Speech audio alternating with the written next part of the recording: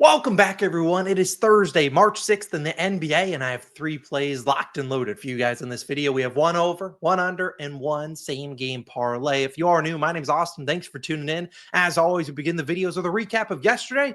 And today I'm actually happy to do a recap because we finally had ourselves a winning day, a 2-0 day. There was someone out there that decided yesterday was going to be their first day to fade me.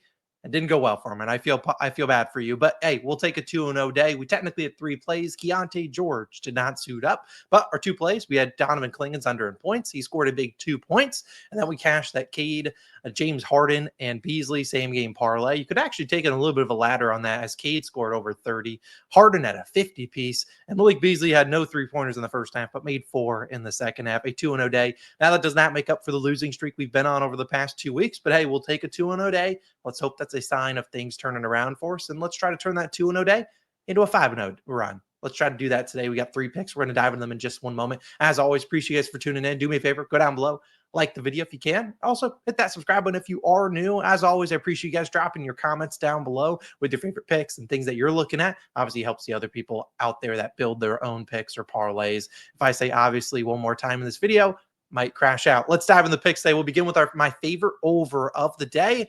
It's going to be the latest game on the slate, Lakers versus Knicks. I love Josh Hart's over in PRAs, 26.5. Now, I will note FanDuel right now does not have a line for Josh Hart. They're kind of hesitant to put it out there.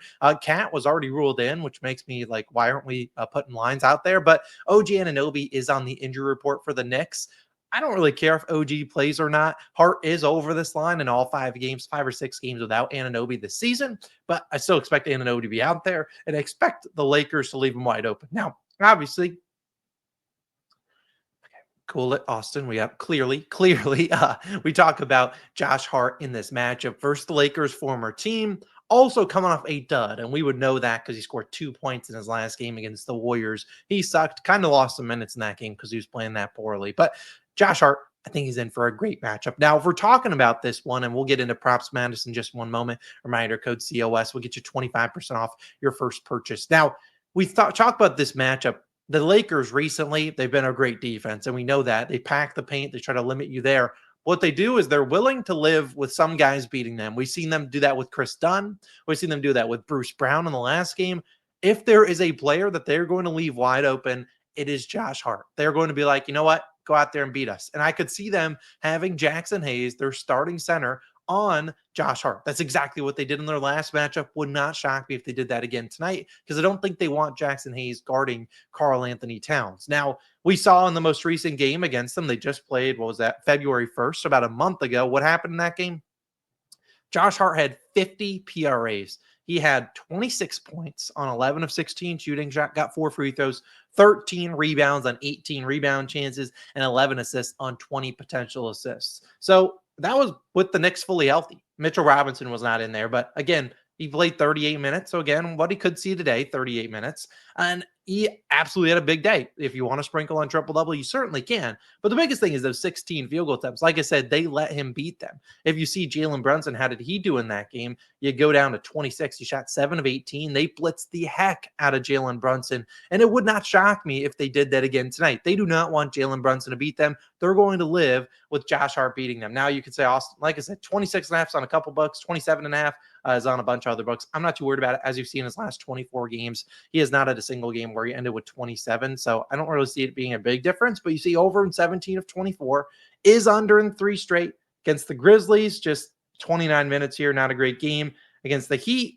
Didn't play too well there. And then this game, he's just sucked 1 for 8, but he's been really good. And I really think this is a great spot for him on the road, same exact hit rate. So I'm not too worried about it. What I really, like I said, I expect him to be getting the volume tonight. The Lakers are going to leave him literally wide open. And I think he's either going to be aggressive there, shooting that 3-pointer, which he can make, or he's going to be attacking the hoop, creating shots for his teammates. We've seen this season when he gets 10 or more field goal attempts, over 19 of 24.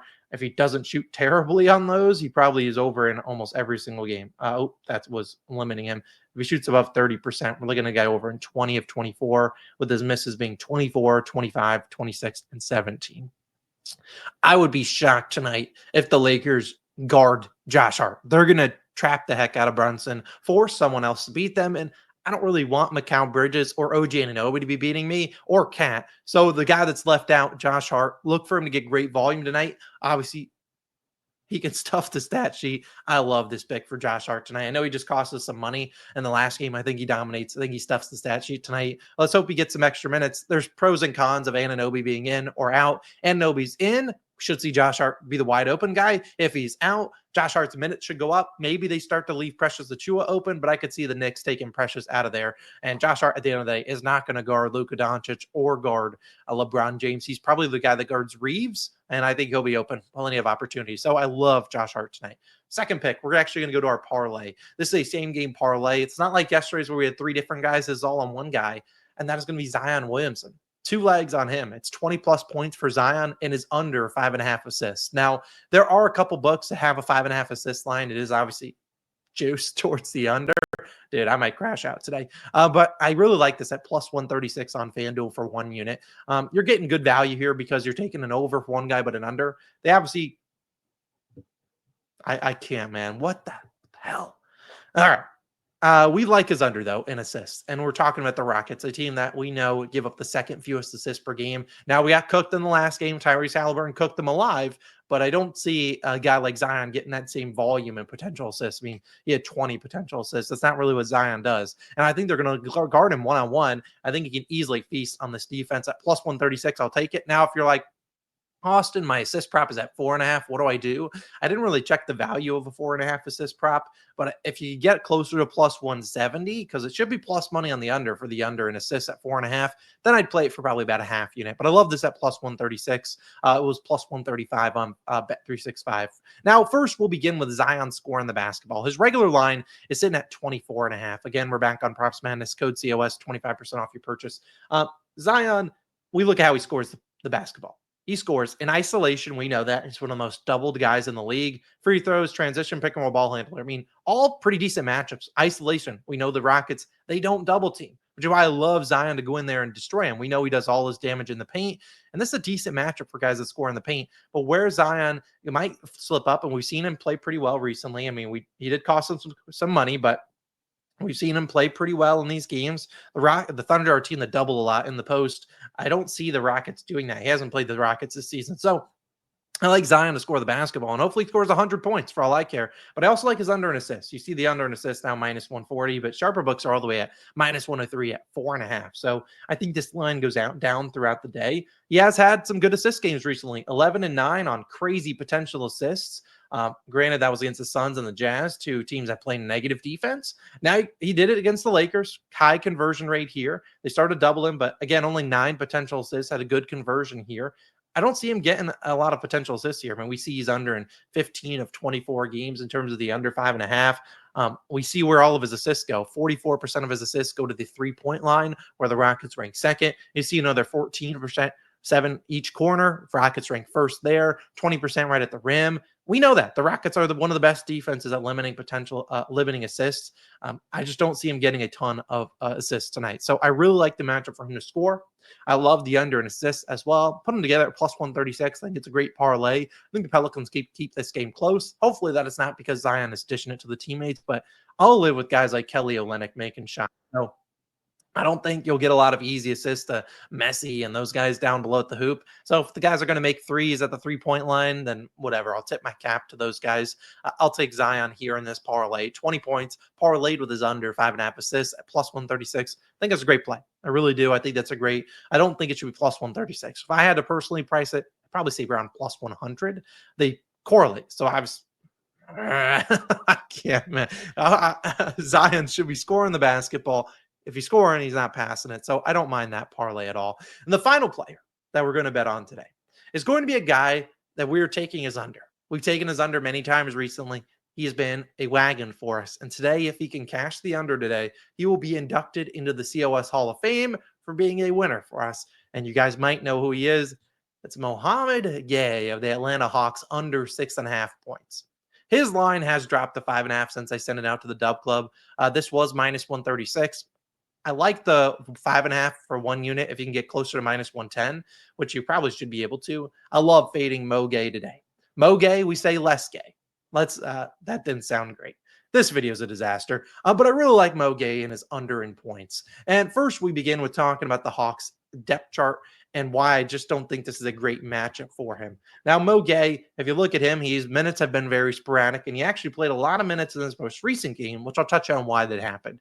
Now, Mo Gueye, we know Trae Young's going to get the minutes. He's probable today. Dyson Daniels going to get the minutes. Research say he should get minutes. Mo Gueye should start for him.